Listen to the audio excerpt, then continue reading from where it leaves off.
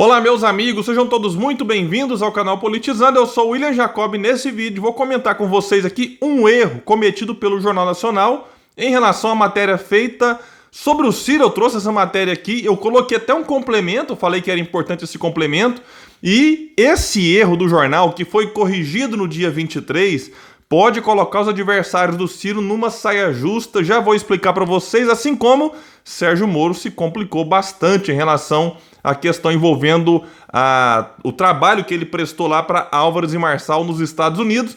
Eu vou falar disso aqui, mas antes eu quero pedir a sua ajuda para que se inscreva no canal, ative as notificações, deixa o like se gostar, se não gostar deixa o dislike, comente, compartilhe, tudo isso é extremamente importante para que o nosso trabalho continue crescendo.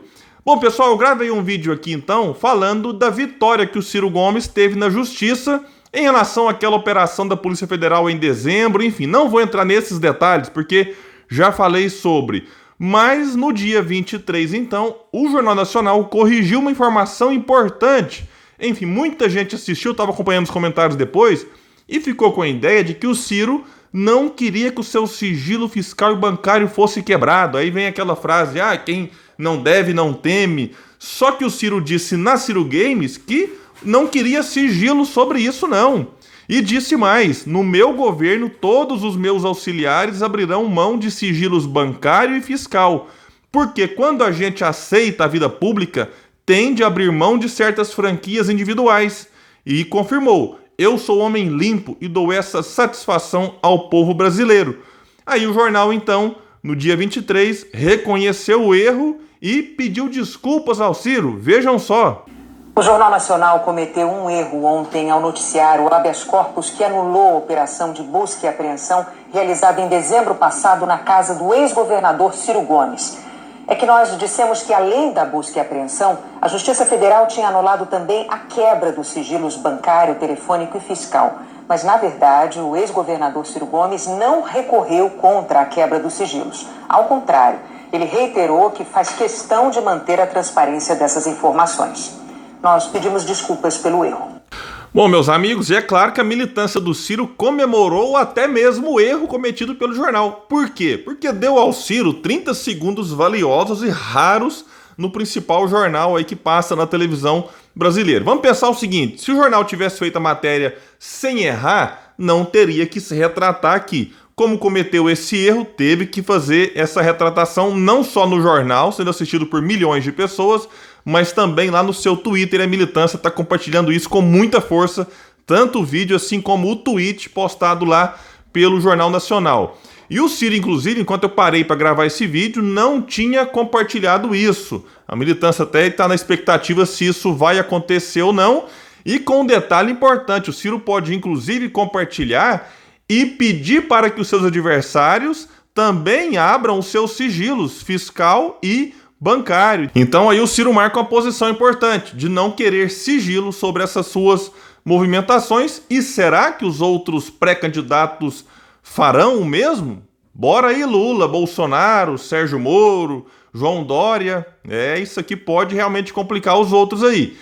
Por falar em Sérgio Moro, no mesmo dia em que o Ciro comemorou, ou pelo menos pode comemorar esse erro do jornal muito bem corrigido, o Moro se complicou ainda mais. A manchete da CNN do dia 23 diz o seguinte: Tribunal de Contas da União delega à PGR bloqueio imediato de bens de Moro. Tribunal diz que banca de ex-juiz recebeu mais de 40 milhões de empresas condenadas na Lava Jato.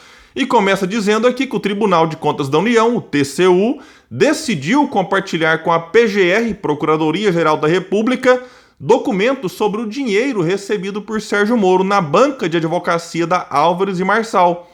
O TCU ainda pediu que o Ministério Público Federal decida sobre o pedido imediato dos bloqueios de bens de Moro, que nega qualquer irregularidade. E eu não quero aqui dizer se o Moro é ou não culpado. Eu defendo que ele tem o devido processo legal respeitado.